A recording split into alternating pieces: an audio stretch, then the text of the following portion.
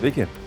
Pirmoji 2026 metų parlamento sesija Strasbūre buvo ypatinga. Kodėl? Pirmiausia, tarptautinė darbotvarkė, tie visi klausimai, kurie iš tiesų tiesiog susikaupė ir užgriuvo ES, sakyčiau, ne taip jau nelauktai, bet ganėtinai sunkiai, tikrai padarė mūsų diskusijas ir apskritai koncentravo ES dėmesį labiau į užsienio politiką negu į vidaus. Tačiau vis dėlto nepasitikėjimas komisija, kurią dar kartą pateikė radikaliai dešinė, kuri taip pasireiškė ir Lietuvos visuomeninio transliuotojo atveju, jie nesėdė sudėję rankų.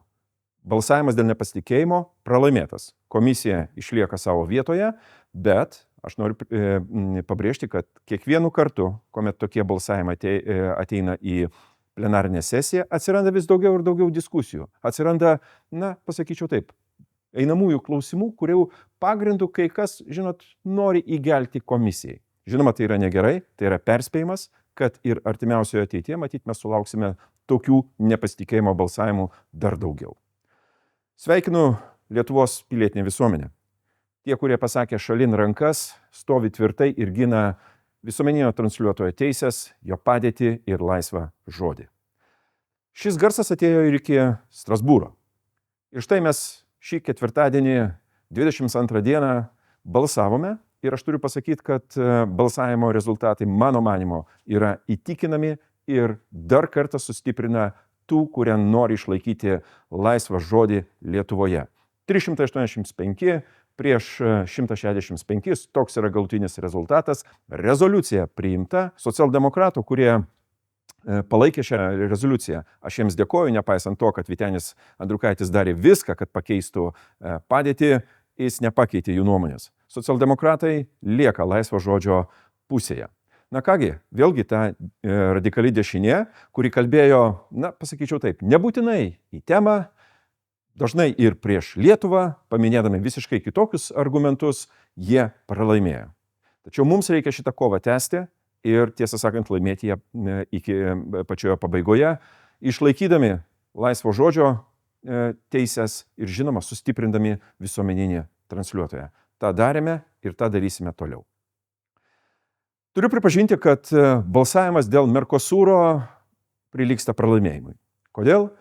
Europos parlamentas 10 balsų, 334 prieš 324, nutarė, kad reikia kreiptis teisinės nuomonės, papildomos teisinės nuomonės į Europos teisingumo teismą. Tam buvo pritarta.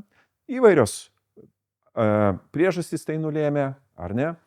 Kai kurios politinės grupės tiesiog skilo, turiu pripažinti, ir Renew Europe, taip pat mes turėjome ne visus, kurie buvo Mercosuro sutarties pusėje, dėja atsirado tokių, kurie pritarė šitam kreipimuisi. Ką jisai reiškia? Jis reiškia, kad iš esmės viskas atidedama.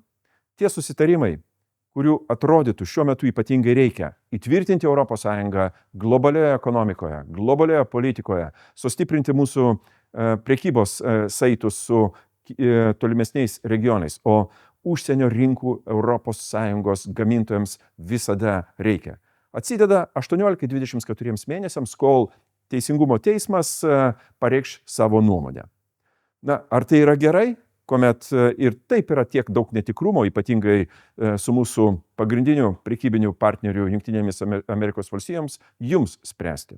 Kas bus tuo tarpu? Galios tarpinis toks laikinas susitarimas, ar ne, kuris, žinoma, yra geresnis negu dabartinės prekybos sąlygos, tačiau, žinoma, ne tokios geros, kurios būtų įsigaliojus Mercosurui. Pagyvensim, pamatysim. Kiekvienas iš mūsų yra keliautojas. Mes visi keliaujame ir dažniausiai tolimesnės kelionės reiškia kelionės lėktuvais. Europos parlamentas pritarė derybiniai pozicijai, sustiprindamas keliautojų oro transportų teises. Tik priminsiu, kad nuo 2014 metų vyksta derybos dėl tam tikrų naujų taisyklių, garantijų ir teisių apibrėžimo. Pripažįstu, kad taryba, atstovaujanti valstybės narės, nebūtinai gina keliautojų teises. Kodėl? Todėl, kad matyt, avialinijos surado būdų, kaip įtakoti jų poziciją ir panašiai. Dėl ko vyksta apskritai ginčas ir panašiai. Norima išlaikyti. Vėluoja skrydis 3 valandas, gauni garantiją. Garantija yra 600 iki 600 eurų, taryba siūlė sumažinti 500. Na, atrodytų mažas, bet kas kenčia labiausiai ir potencialiai pralaimi, tai žinoma tas keliautojas. Išlaikyta teisė įsinešti 2 krepšius arba 2 bagažo vienetus iki 8 kg ir kiek mažesnį.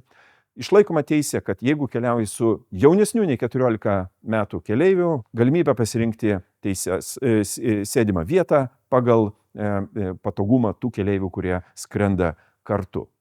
Na ir visos kitos taisyklės, kurias norima išlaikyti, nesumažinant keliautojų teisų. Aš manau, kad tai yra labai svarbus dalykas. Žinoma, dėrybos tik tai prasideda. Jų baigtis nėra iki galo aiški, tačiau žinoma, aš jūs informuosiu ir vėliau, ir toliau, kas yra pasiekta, kas yra padaryta ir panašiai. Šį kartą tiek. Iki.